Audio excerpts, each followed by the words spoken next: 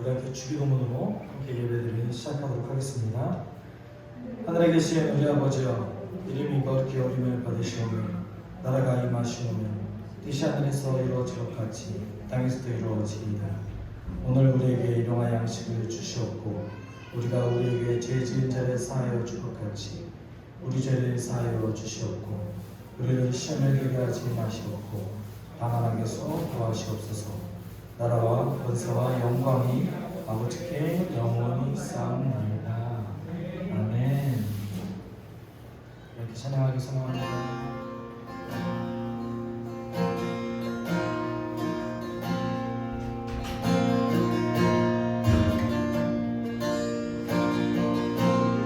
거룩하신 성령이여,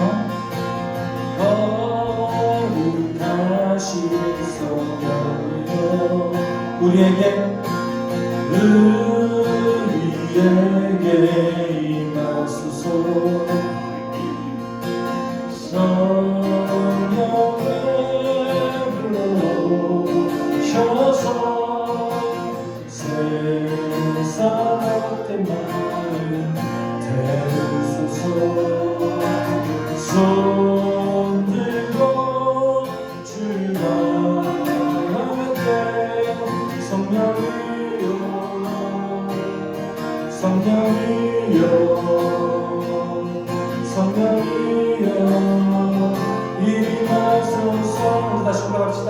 거룩하신 성령이여, 거룩하신 성령이여 우리에게 임하소서. 우리에게 임하소서. 성령을 불러오셔서 세상 헛된 마음 태우소서. 손들고 주가 함께 성령이여, 성령이여, 성령이여 임하소서. 성령이여, 성령의 불러오셔서 세상 헛된 마음 태우소서. 손들고 주가 함께 성령이여, 성령이여, 성령이여 임하소서.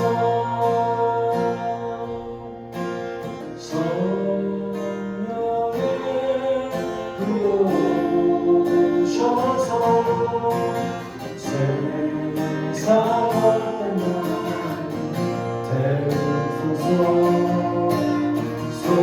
손들고 주가 함께 성령이여, 성령이여, 성령이여 임하소서.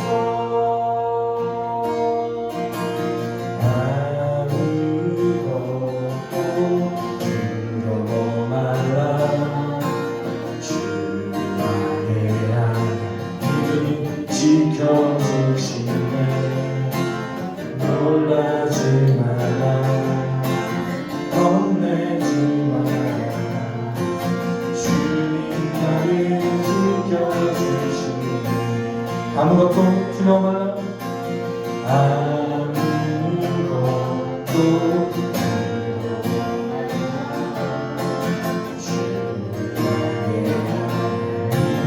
지켜주시네. 놀라지 마라, 놀라지 마라. 겁내지 마라, 겁내지 마라. 주님 나를 지켜주시네. 내 맘이 힘에 겨워, 내 맘이 힘에 겨워 지치지 않아. 주님 나를 지켜주시네. 세상의 험한 불판 몰아칠 때도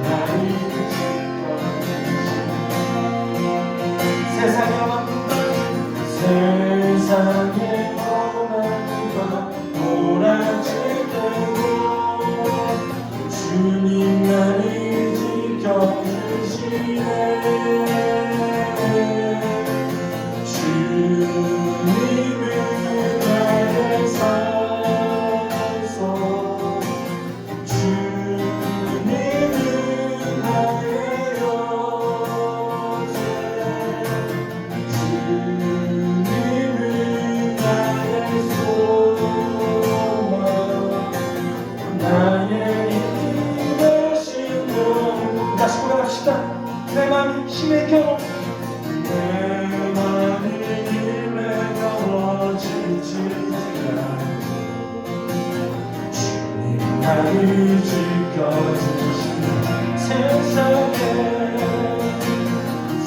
세상에 험한 비가 몰아칠 때도 주님 나를 지켜주시네. 주님은 나의 산성, 주님은 나의 영생, 주님은 나의 소망, 나의 힘이 되신 여호와. 주님은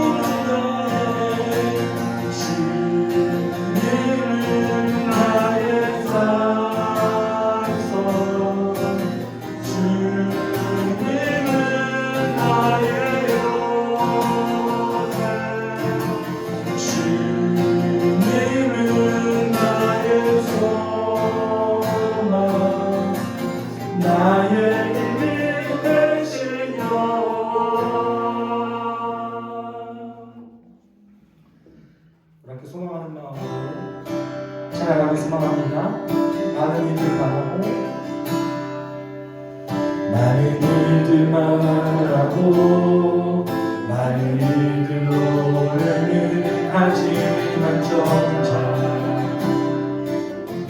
오지 않는 길, 두려운 생각보다 많이 힘들고 길보다 늦어 말로만 가려니에 점점 멀어져만 가네.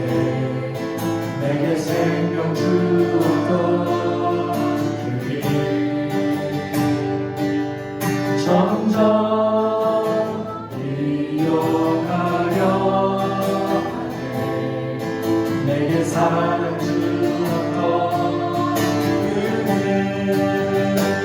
다시 보는 앞에 내 영혼을 서네.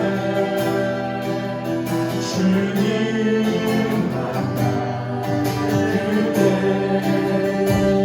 나 다시 돌아가 주님께 예배드리러 다시 십자가에 다시 고백합시다. 많은 일들만 하고, 많은 일들만 하고, 많은 일들로는 하지만 정작 가지 않는 길, 두려운 생각보다 많이 힘들고 험한 길보단 그저 말로만 가려 위해 점점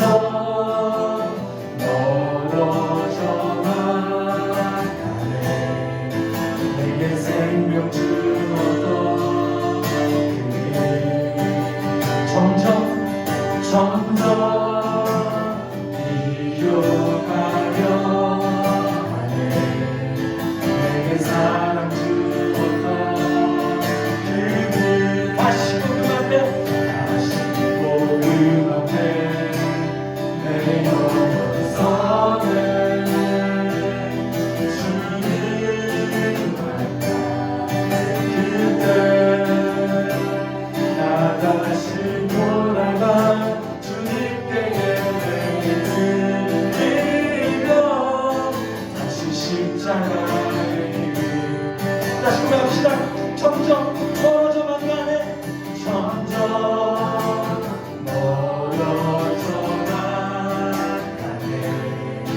내게 생명 주었던 그 길 점점 이어가려 점점 이어가려 하네.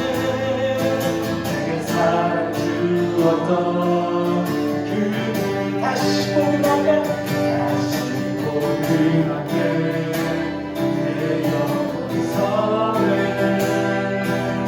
주님 만나 그때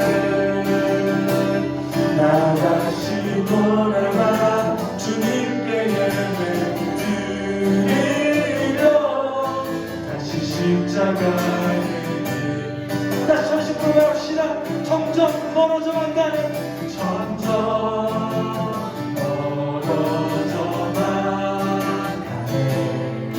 내게 생명 주었던 점점 위험하여 내게 사랑 주었던 그대 다시 보는 앞에 내 영혼 선을 주님 만나 그때 나 다시 돌아가 주님께 예배드리며 다시 십자가에 다시 보는 앞에 내 영혼 선을 주님 만나 그때 나 다시 돌아가 주님께 예배드리며 다시 십자가에 걸으리. 지금 이 순간 함께 기도할 때 하나님, 내가 다시 주님께 첫사랑을 고백했던 그때로 돌아가서 하나님 더 사랑하고 섬길 수 있는 내게 되게 도와주시옵소서. 어떤 상황에도 하나님 예배할 수 있는 내가 되게 도와주시옵소서. 우리 함께 기도하며 나아가겠습니다. 사랑 많으신 아버지 아버지 감사합니다. 지금 이 순간에 처음 본 생각을 갖다 기도하는 생각입니다. 하나님 앞에 내가 주님 생각을 하나님 예수를 내가 처음 기억하고 너의 뜻으로 생각하고 이제는 정신적으로 예배를 하며 이제 내가 아버지를 진심으로 섬기는 그런 예배를 할 수 있습니다.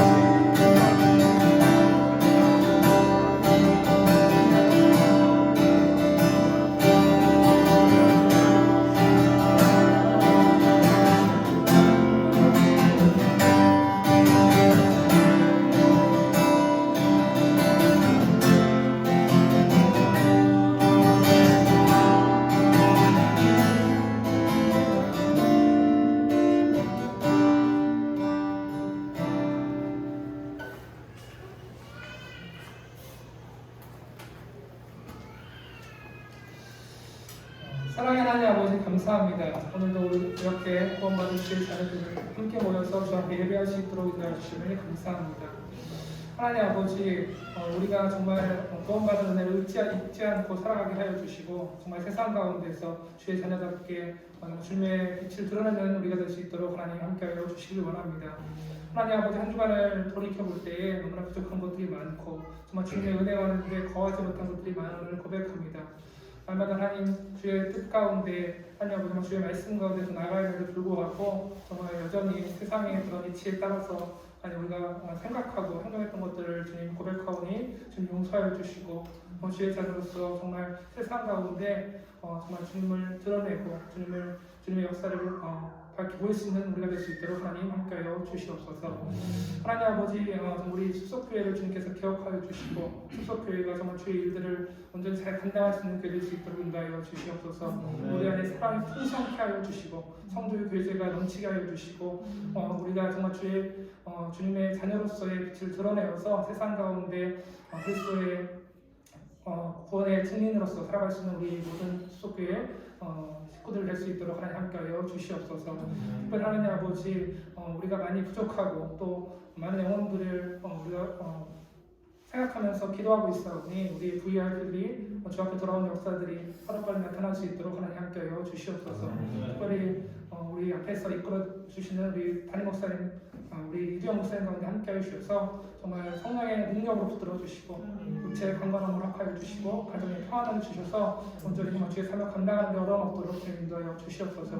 이 시간 말씀을 전하실 때에 주의 성령께서 붙들어 주셔서 정말 주님의 말씀을 온전히 흡입하게 하여 주시고 또 우리 듣는 우리 가운데 성령께서 감화하여 주셔서 오늘 깨닫는 은혜와 하나님 그것을 위해서 순종하신 능력을 주님 허락하여 주시옵소서. 감사합니다. 예수님의 이름으로 기도했습니다. 아멘.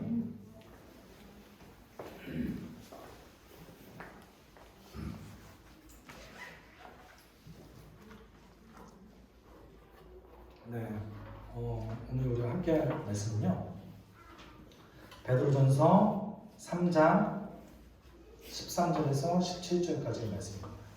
베드로전서 3장 13절에서 17절까지의 말씀입니다. 제가 한 구절, 여러분이 한 구절 함께 하도록 하겠습니다. 제가 먼저 읽겠습니다. 그러므로 여러분이 열심으로 선한 일을 하면 누가 여러분을 해치겠습니까? 그러나 정의를 위하여 고난을 받으면 여러분은 복이 있으리라. 다만 여러분의 마음속에 그리스도를 주님으로 모시고 거룩하게 대하십시오. 여러분이 가진 희망을 설명하여 주기를 바라는 사람에게는 언제나 답변할 수 있게 준비해 두십시오. 그러나 온유함과 두려운 마음으로 답변하십시오. 선한 양심을 가지십시오. 그리하면 그리스도 안에서 행하는 여러분의 선한 행실을 욕하는 사람들이 여러분을 헐뜯는 그 일로 부끄러움을 당하게 될 것입니다. 함께 읽겠습니다. 하나님께서 받으시는 뜻이라면 선을 행하다가 고난을 받는 것이 악을 행하다가 고난을 받는 것보다 낫습니다. 아멘. 네, 우리 지난주에 이어서 계속해서 우리 베드로전서 함께 하고 있습니다. 우리가 베드로전서를 함께 나눌 때 중요한 것은 역시 베드로가 왜 이 편지를 썼는가, 그리고 베드로의 편지를 받는 그 그리스도인들은 어떤 상황에 처했는가, 이것이 가장 중요합니다. 그래서 오늘은 선한 일을 위해서 어떤 어려움을 겪었는지, 그 선한 일을 위한 어려움이 무엇이었는지 함께 나눴으면 좋겠습니다. 지난주에 우리는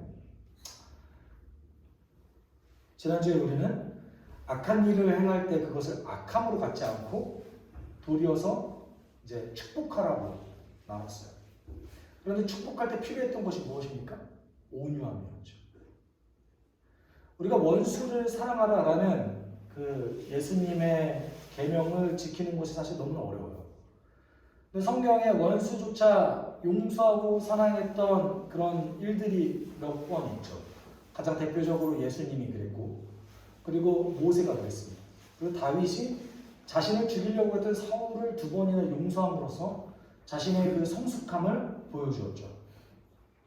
그리고 이제 오늘 선한 일을 행하다가 억울하게 고통당한다면 우리는 어떻게 해야 되는가? 그것에 대해서 한번 나눠봤으면 좋겠습니다. 인터넷을 잠깐 뒤져보면, 또는 이제 유튜브나 어떤 영상을 보다 보면 억울한 일을 당하는 사람들에 대한 어떤 그 이야기들이 가끔 등장할 때가 있어요. 그렇죠. 근데 그 억울한 일을 당한 그 모습을 봤을 때 여러분 어떻습니까? 그 내용을 듣자마자 얼마나 힘들었을까라고 이제 공감하게 되잖아요, 저희는. 아, 도대체 어떻게 살 수 있었을까? 우리는 그렇게 얘기를 해요. 그런데 여러분, 그냥 억울한 일을 당해도 그런데 선한 일을 행하다가 억울한 일을 당하면 어떨 것 같으세요? 이 고통의 정도가 조금 더 심할 겁니다.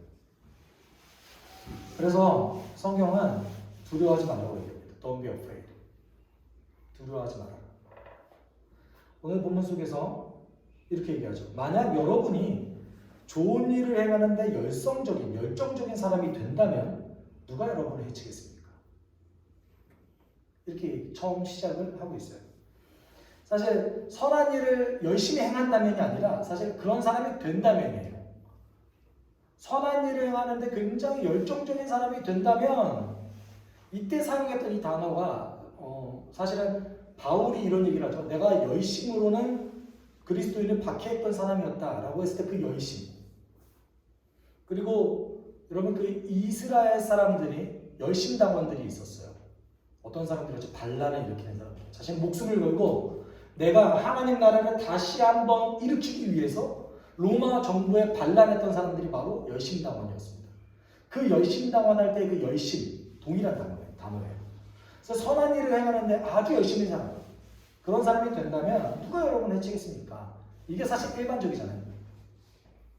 일반적인 내용이죠. 그런데 우리는 사실은 이 베드로의 13절을 통해서 베드로가 언제 이 편지를 썼는가를 아주 잠시 추적할 수 있습니다. 많은 목사님들이 이렇게 성경을 해석할 때 베드로전서는 특별히 AD 64년 로마 대화제 이후에 네로 황제의 박해가 본격적으로 시작된 이후에 적혀졌다라고 얘기해요.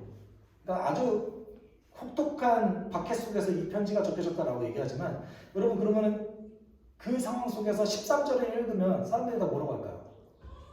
누가 선한 일을 행하는 사람을 해치겠습니까? 라면 모든 사람이 그럴 거예요. 네로. 그러지 않겠어요? 그렇죠? 그러니까 네로 황제의 박해가 본격적으로 시작되기 직전에 쓴 거예요.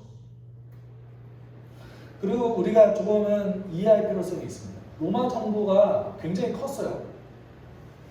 로마 정부가 굉장히 컸는데 아무리 도로가 발달을 해도 여러분 도시에서 도시까지 또는 나라 지금으로 따지면 이탈리아에서 터키 중심까지 이동하는데 얼마나 시간이 걸릴까요?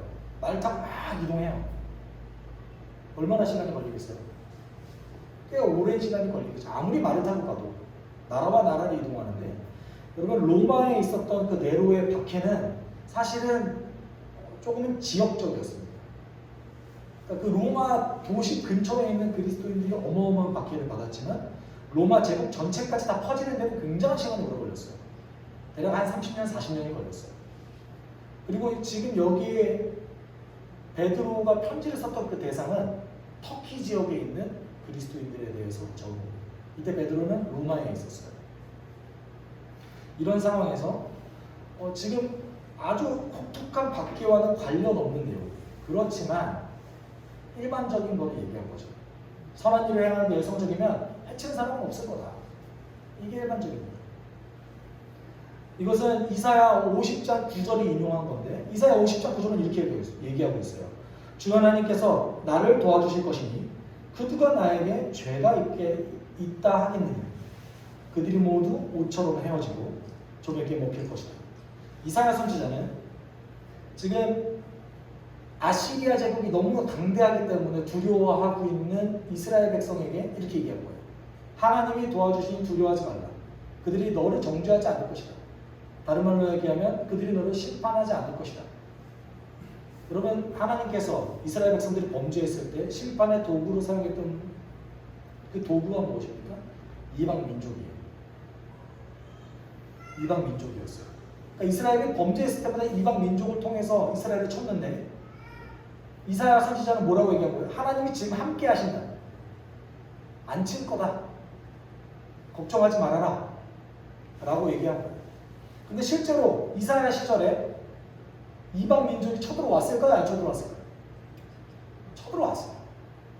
그것도 가장 강성한 제국인 아시리아 제국이 북이스라엘을 멸망시키고 바로 쳐들어왔어요.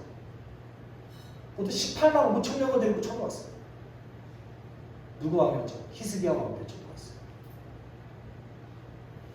근데 이사야가 이렇게 얘기한 거예요. 하나님 함께 하시니 걱정하지 말아라. 실제로 하나님이 히스기야 왕을 도와주셔서 이사야의 그 예언이 성취되었죠. 이것을 그대로 인용합니다. 베드로가. 상황이 너무 다르죠. 사실 상황이 너무 달라요. 상황이 너무 다르지만 이렇게 얘기한 거예요. 너가 선한 일을 하는데 열심히면 누가 너를 해칠 거야. 그러지 않을 거다. 서로의 상황이 달랐지만 결국은 이겁니다. 하나님 함께 하시면 하나님의 도우심으로 너가 선한 일을 행한다면 일반적으로는 누구도 너를 해치지 않을 것이다. 근데 중요한 것은 14절이에요. 그러나 혹시 만약 여러분이 의로움 때문에 고통을 받아야 한다면 여러분에게 복이 있습니다. 그들을 두려워하거나 불안해하지 마십시오. 여러분 고난당하는 것, 고통당하는 것과 복이 공존할 수 있습니까? 이게 어떻게 공존할 수 있죠? 고난당하면 고난당하는 거고 복을 받는 거면 복을 받는 거예요. 사실 두 개가 어떻게 합쳐질 수 있습니까? 합쳐질 수가 없는 것이죠. 그런데 베드로는 오늘 본문 속에서 이렇게 얘기합니다. 만약 여러분이 의로움 때문에 고통을 받아야 한다면, 사실 영어 단어에서 여기서 should를 써요. 무슨 말이냐면 의로움이 아니라면 고통 안 받아도 되는 거예요. 근데 그 의로움 때문에 고통을 받아야 한다면 이라고 얘기하고 있습니다. 그러니까 피할 수 없는 고통이라면 둘 중에 하는 거예요. 의로움을 거절하거나 아니면 내가 의로움을 가지고 있으려면 고통을 받아야 되는 상황인 거예요. 그 상황에 온다면 복이 있습니다 라고 얘기하는 거예요. 그러면 의로움은 무엇입니까? 왜 우리는 의로움 때문에 고통을 받아야 합니까? 여러분 로마서 1장 16절, 17절 혹시 외우고 계신 분 계십니까? 저도 예전 성경 개혁 개정이죠.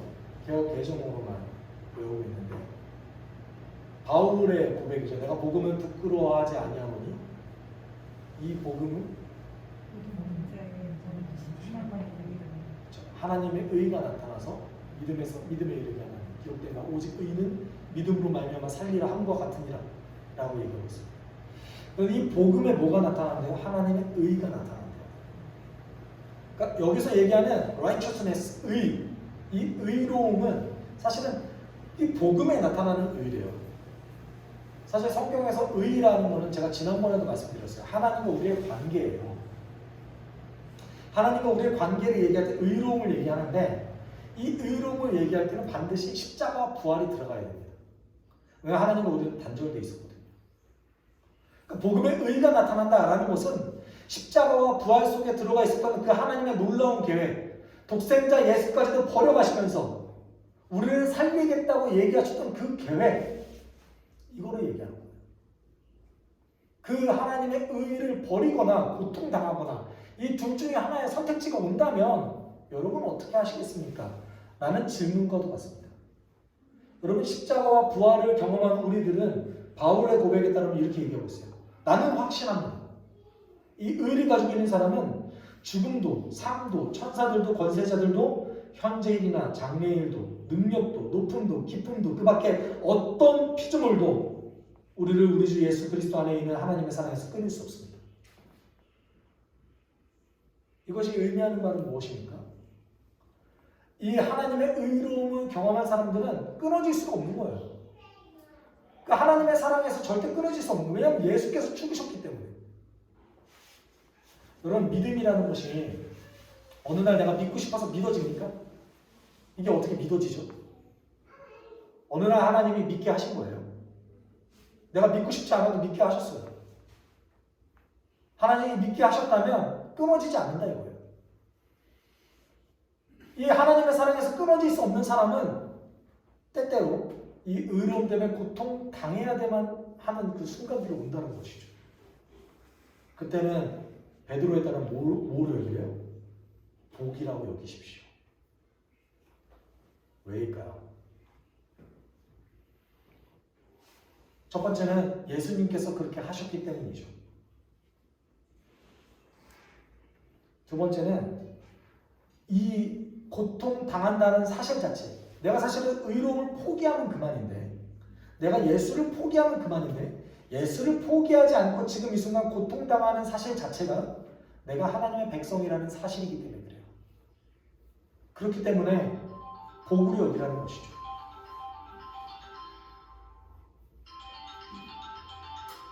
여러분 이렇게 얘기하고 있어요. 이거는 정확하게 예수님의 가르침에 기초합니다. 예수님이 마태복음 5장 10절을 통해서 이렇게 얘기하고 있어요. 의를 위하여 박해를 받는 사람은 복이 있다.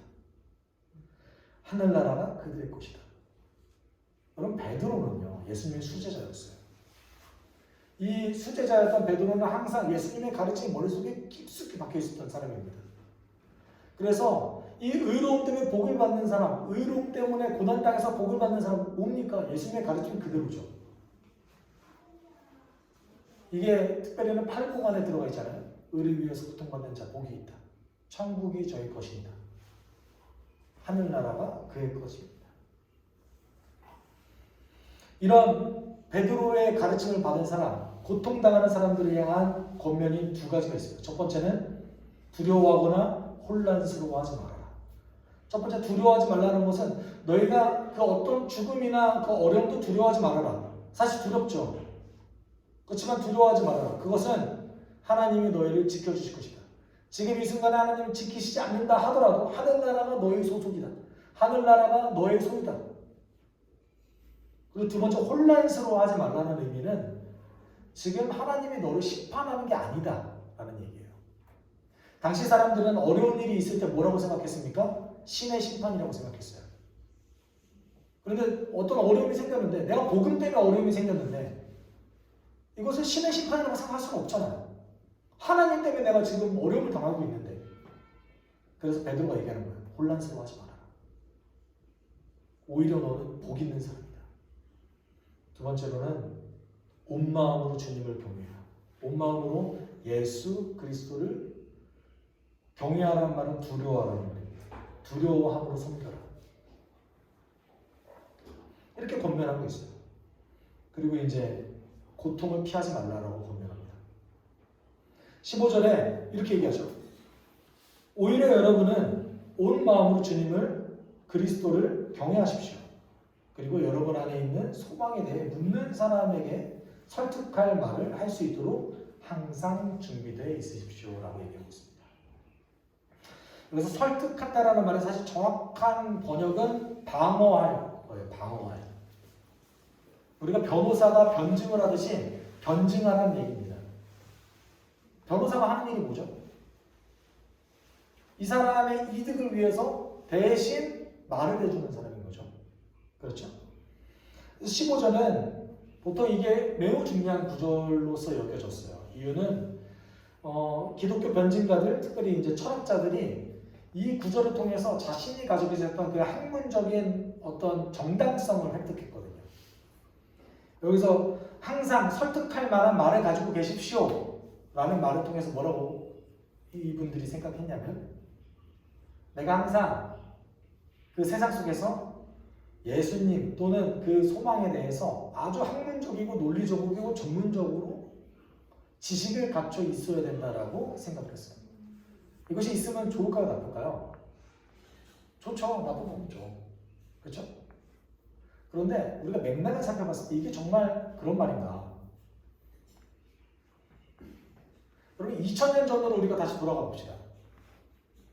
2000년 전으로 돌아가는데 2000년 전에 대부분의 사람, 특별히 한 80%가 넘는 사람들이 글을 몰라요. 그렇죠? 그리고 베드로는 지식인층을 위해서 편지를 쓰지 않았어요. 모든 성도를 위해 썼어요. 그러면 그리스도인들도 한 80%는 글을 모를 거 아니에요. 이 사람들이 논리를 알겠어요? 수사를 알겠어요? 글을 몰라요. 그러면은 이분들에게 당신은 학문적으로 논리, 수사학도 알아야 되고요. 복음을 전하기 위해서는 구약에 대한 모든 것도 다 알고 논리적으로 체계적으로 이것을 변화할 수 있어야 됩니다. 베드로가 얘기했겠습니까? 다른 상황인 거예요. 다른 상황. 여러분, 2000년 전에 자기 자신을 변호해야 되는 상황이 온다는 것은 어떤 것을 의미합니까? 재판장에 끌려간 거예요. 또는 어떤 고발에 당해서 변호해야 될 기회가 생긴 거예요. 뭐 때문에 고발당한 겁니까? 의로움 때문에 고발당한 거죠. 의로움 때문에 지금 내가 그 재판장 앞에 설 수밖에 없었던 상황인 거예요. 이 상황 속에서 뭘 하라는 거예요? 내 복음을, 내 소망을 방어하고 변호하라 이거예요. 이게 실제 신약 성경에서 3번 이런 경우가 나옵니다. 다 한 명이에요. 누구죠? 바울이에요. 바울이 예루살렘에 가서 또 끌려가서 또 로마에서 3번이나 자신의 복음에 대해서 변호합니다. 그런데 그 변호했을 때 바울의 변호를 듣고 누구도 회심하지 않아요. 바울의 변호를 듣고 그 누구의 심경의 변화가 있지도 않아요. 한 명은 두려워하는데 결국 그냥 두려워하고 말아요. 그럼에도 불구하고 바울이 굳이 그 재판장에서 내가 이 복음을 변호하면 어려운 일을 당할 거를 뻔히 아는데도 불구하고 왜 변호했을까요? 왜 변호했을까요? 16절에 그 이유가 있어요. 16절로 함께 읽어볼까요? 시작. 그러나 선한 양심을 가지고 겸손과 존중으로 일을 행하십시오. 이는 여러분을 공격당할 때에 그리스도인 안에서 행하는 여러분의 선한 행실을 공격하는 사람이 부끄러움에 놓이게 하기 위해서입니다. 무슨 말입니까? 변호해야 되는 이유를 얘기하고 있죠. 당신을 억울하게 공격한 그 사람이 당신을 정말 억울하게 의도적으로 고발한 그 사람을 부끄럽게 하기 위해서예요. 사실은 15절, 16절을 그동안 많은 그리스도인들이 해석할 때 보통은 이렇게 해석했습니다. 그리스도인들이 선한 행실을 한다면 어느 날, 어느 순간에 사람들이 당신의 소망에 대해서 물어볼 때가 있을 겁니다. 그때 복음에 대해서 잘 설명하십시오. 그게 복음을 전할 수 있는 기회입니다. 라고 보통은 이 구절을 해석했어요. 그런데 이 구절은 그런 구절이 아니에요. 어떤 구절이냐면 당신이 억울하게 고발당했을 때, 재판장에 끌려갔을 때, 그때 당신의 복음을 정직하고 사실 그대로 전하십시오. 이 말은 다른 얘기로 하면 이거 왜곡해서 전하면 처벌 안 받을 수 있어요. 내가 지금 복음 때문에 재판장에 끌려갔는데 거기서 사실은 예수님 믿는 게 여러분 그 제우스 믿는 거랑 좀 비슷해요. 큰 차이 없어요. 저 황제의 숭배도 하고요. 여러분이 믿는 신도 다 믿어요. 라고 얘기하면 어떻게 될까요? 처벌 안 받는 거죠. 그런 상황에서 베드로가 이렇게 얘기합니다. 피하지 마.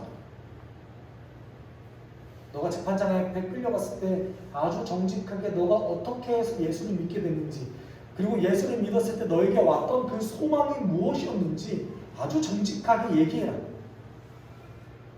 피하지 말라는 얘기. 이유가 뭐예요? 너가 그렇게 했을 때 너를 억울하게 공격했던 사람, 너를 의도적으로 공격했던 사람이 부끄러움에 놓이게 된 것이다.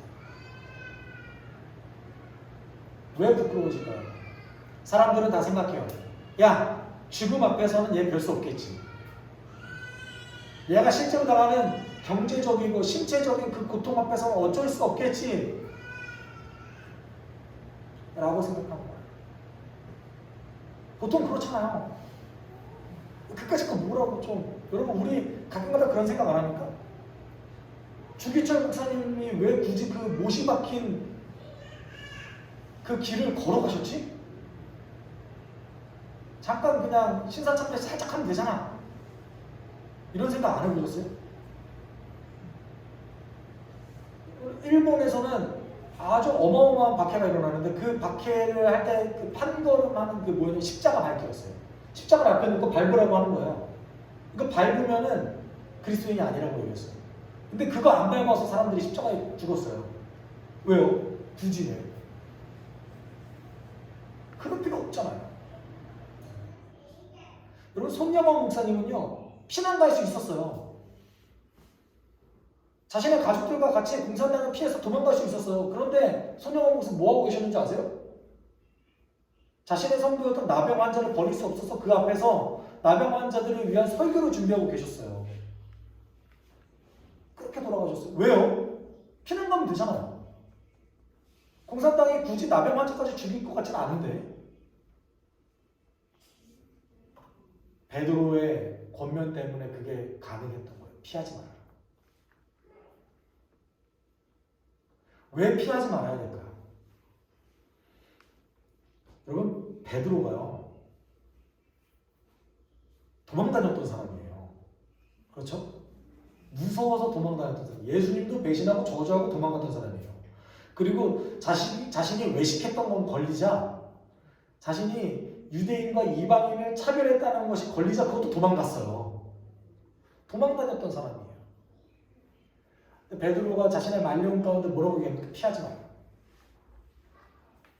왜 그럴까요? 17절에 그 대답이 있어요. 만약 하나님의 뜻이 정해진다면, 하나님이 뜻을 정하신다면 여기에 있는 거예요. 그게 하나님의 뜻이라는 거예요. 왜냐하면 예수님을 잘 기억해 봅시다. 예수님이 잡히시던 그날 밤에 마태복음 26장에 어떻게 기도하시죠?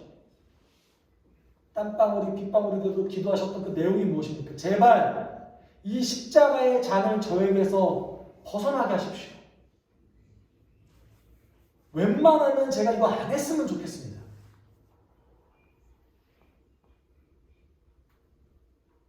그 다음 기도가 중요하죠. 그렇지만 제 뜻대로 하지 마시고 아버지 뜻대로 하십시오. 베드로는 이걸 기억했어요. 하나님의 뜻이 정해진다면 여러분 피하지 말아야 됩니다.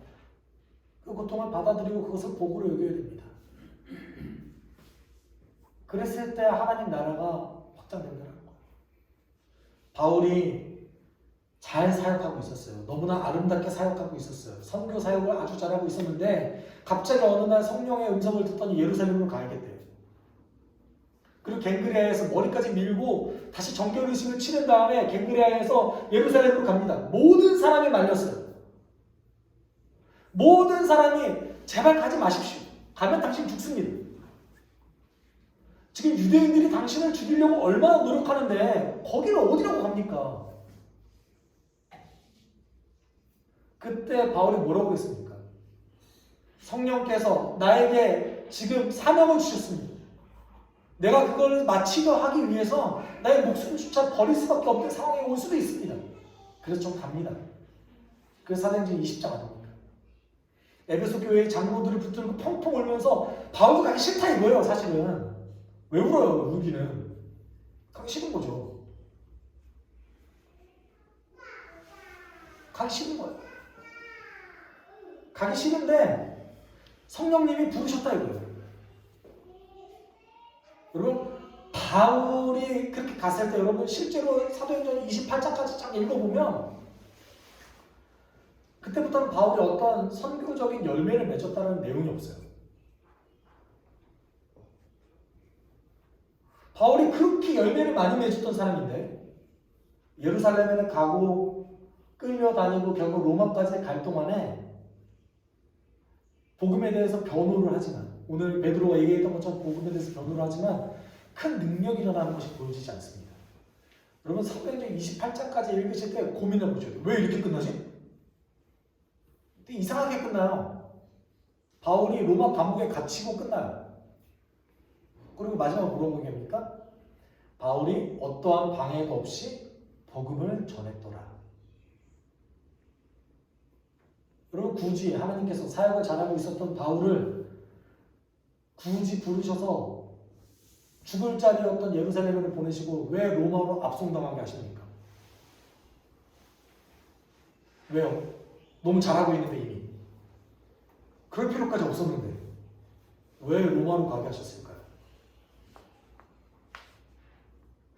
로마에서 바울이 누구를 만났겠습니까? 베드로를 만났어요. 원래 로마는 사도가 세운 교회도 아니었습니다. 그곳에서 바울은요, 자신의 인생 가운데 한 번도 누려보지 못했던 큰 혜택을 누려요. 뭔지 아세요? 로마 정부가 자기를 보호해주는 거예요. 감옥 안에서. 그리고 뭘 했어요? 복음을 자유롭게 전했어요. 이게 왜 가능했을까요? 바울이 로마 시민권자였거든요. 오직 황제만이 바울을 심판할 수 있었어요. 그럼 황제의 재판이 열리기 전까지는 바울은 자유예요. 누굴 만나도 상관없어요. 그냥 거주지에만 있으면 돼요. 그때 바울이 했던 게 뭡니까? 로마 교회를 아주 굳건히 세웠어요. 그 로마 교회가 초대교회 500년 역사 가운데 가장 중요한 선교 센터의 역할을 했습니다. 신학의 중심지이자 선교의 중심지가 되었어요. 왜요?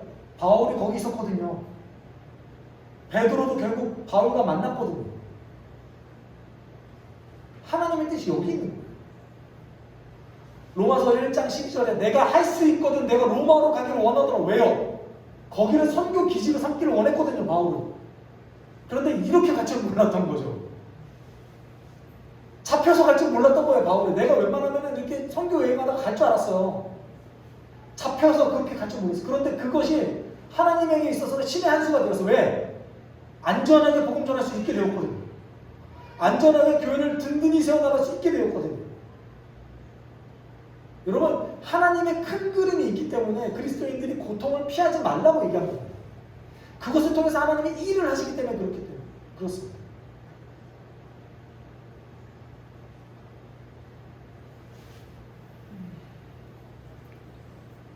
오늘 본문 속에서 중요한 것은 성도가 고통당하는 것이 아니에요.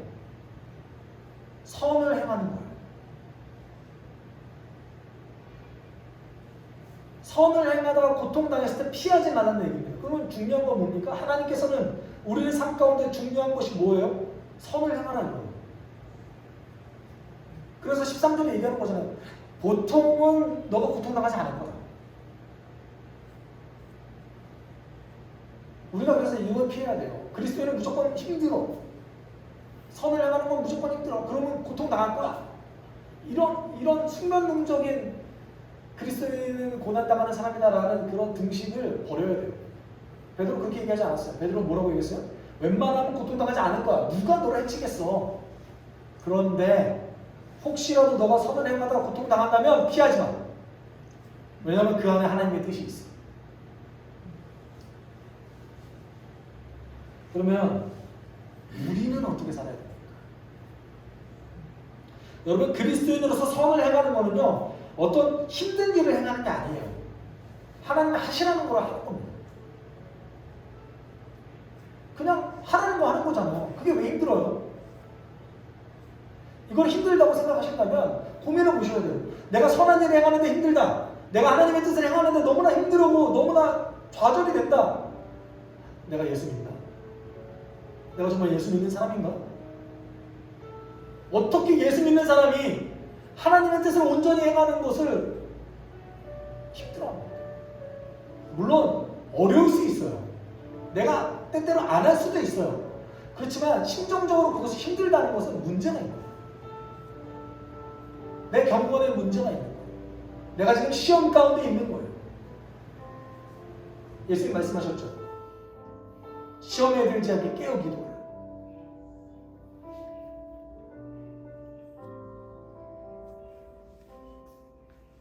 한때 기독교인들이 너무 억울한 일이 많아요. 뭐가 그렇게 억울합니까? 우리는 하나님의 그 선하신 그 뜻을 온전히 행하고 살아가고 있습니까? 그러고 나서 억울한 겁니까? 그럼 복으로 여겨야죠. 이것이 베드로의 뜻이 있습니다. 그런데 우리는 너무나 억울한 게 많아서 때때로는 너무 공격적이에요. 그리고 생각보다 우리 주변에 있는 영혼에 관심이 없습니다. 예수님은 한 영혼을 위해서 죽었지만 우리는 한 영혼에 관심이 없어요. 왜 그럴까요?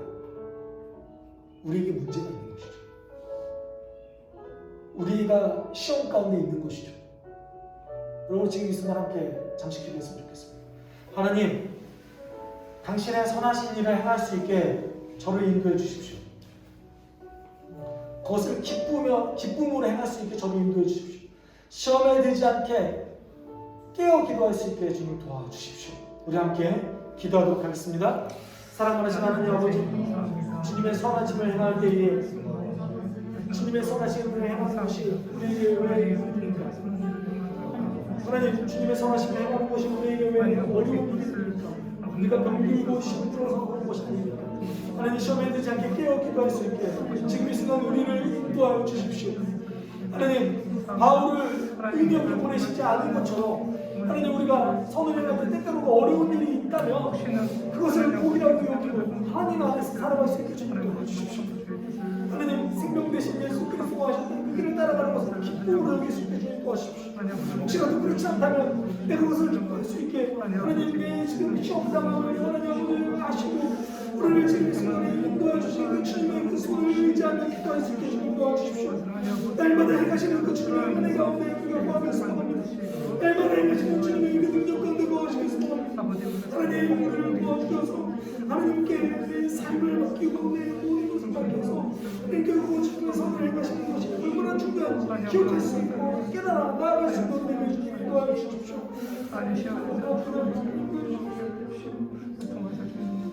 사랑이 많으신 하나님 아버지, 오늘 본문을 통해서 하나님께서 우리의 삶 가운데 선을 행하는 것이 얼마나 중요한지를 알려주셨습니다. 주님께서 행하셨던 그 선한 일들을 우리 삶 가운데 행할 수 있게 주님 도와주십시오. 그러다 혹시라도 어려운 일들을 만난다면 피하지 않고 내가 지금 가지고 있는 그 주님의 복음 때문에 이렇게 살아간다라고 고백할 수 있는 우리 되게 주님 도와주십시오. 생명의 능력 대신 그 주님의 은혜가 우리를 감싸고 날마다 하나님 안에 살아갈 수 있는 우리 성도 되게 도와주시옵소서. 아멘. 감사드리며 예수 그리스도의 이름으로 기도드립니다. 아멘. 주 예수 그리스도의 은혜와 하나님의 사랑과 성령의 교통하심 우리 함께 모인 성도들 위해 주님을 사랑하기 위해 모인 이 성도들 위해 함께할지어다. 아멘.